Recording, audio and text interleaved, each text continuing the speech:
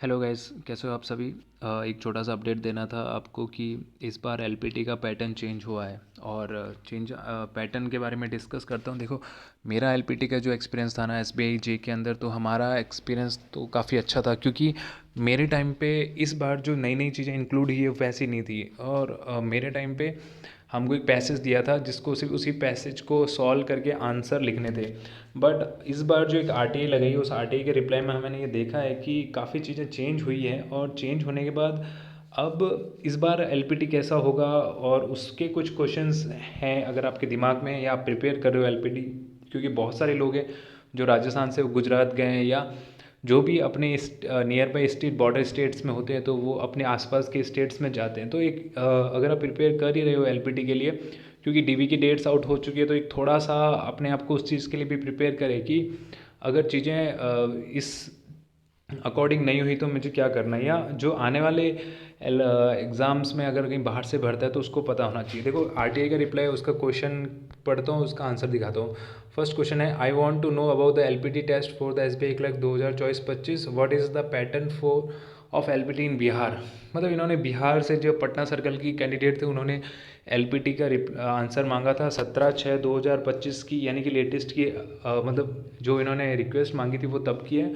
और इसका जो रिप्लाई आया है वो है 10/7/2025 को, यानी कि आज आया है। ठीक है, देखो इसके अंदर देखो काफ़ी जो एक नया चेंज दिखा है मुझे वो ये है कि नॉन वर्बल और वर्बल हो गया है। पहला तो टाइप ऑफ टेस्ट, पहले सिर्फ ओनली पैसेज देते थे, उस पैसेज को सॉल्व करना होता था, आप 10 क्वेश्चन के आंसर लिखो और आप एलपीटी में पास हो। बट अब देखो चीज़ें कैसे हो रही है, ऑब्जेक्टिव एंड डिस्क्रिप्टिव 30 मार्क्स का हो रहा है। उसके बाद होता है वर्बल इंटरेक्शन विद पैनल, यानी कि 20 मार्क्स। अब आपका मतलब आप ये मान लो कि आपका एक तरीके से इंटरव्यू होने वाला है एसबीआई जे के अंदर, अगर आप अदर स्टेट से फॉर्म फिल किए हो और आपको एलपीटी फेस करनी है तो ये थोड़ा सा कॉम्प्लिकेटेड तो मैं नहीं कह सकता, क्योंकि अगर आप प्रिपेयर हो तो बहुत अच्छा है, लेकिन अगर आप प्रिपेयर नहीं हो तो प्रिपेयर हो जाओ, क्योंकि डीवी के टाइम आपको थोड़ा भी हौच पौच नहीं होना, क्योंकि आपने इतनी मेहनत की है यहाँ तक पहुँचने के लिए। और क्योंकि देखो लास्ट एलबीओ के जो मैंने जो पैटर्न देखे थे यूनियन बैंक ऑफ इंडिया का देखा था, जिसके अंदर मेरे एक फ्रेंड गई थी और एक मैंने मेरा था बट मैंने नहीं दिया था उसका एलपीटी वगैरह कुछ भी इंटरव्यू। बट उसने ये बताया था कि उसका भी सेम वैसे ही हुआ था कि पहले उनको रिटर्न लिया ऑब्जेक्टिव टाइप, फिर पैसे सॉल्व कराए, फिर 5 लोगों का पैनल बैठा, उन्होंने गुजराती में उनसे अखबार पढ़वाया, गुजराती में क्वेश्चंस किए, गुजराती में चीज़ें पूछी, अपना नाम बताओ, अपने शहर के बारे में बताओ गुजराती में। तो ऐसे ऐसे जिस जिस स्टेट से आप भर रहे हो वहाँ की अगर लोकल लैंग्वेज नहीं आ रही है तो थोड़ी सी चीज़ें हैं, या बेसिक इंटरेक्शन जो अपना इंट्रोडक्शन है वो तैयार करके जाओ, ताकि आपका इंटरेक्शन जब हो उनके साथ तो एक अच्छे से हो। तो जो भी अदर स्टेट्स हैं वो इस चीज़ को देखें।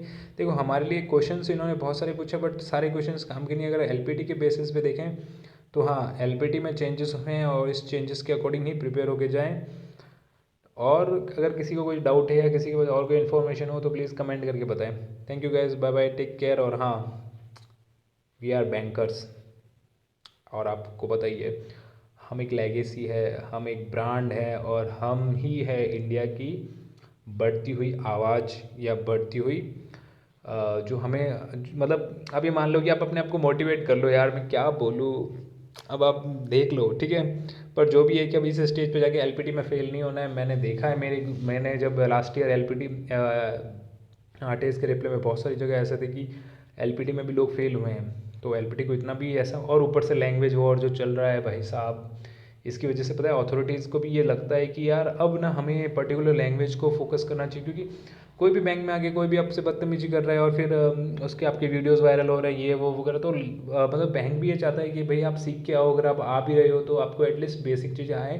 तो इस चीज़ के लिए प्रिपेयर हो गए जाए, इस फालतू की वजह से अब बाहर होने की किसी को कोई जरूरत नहीं है। ठीक है guys, bye bye, take care.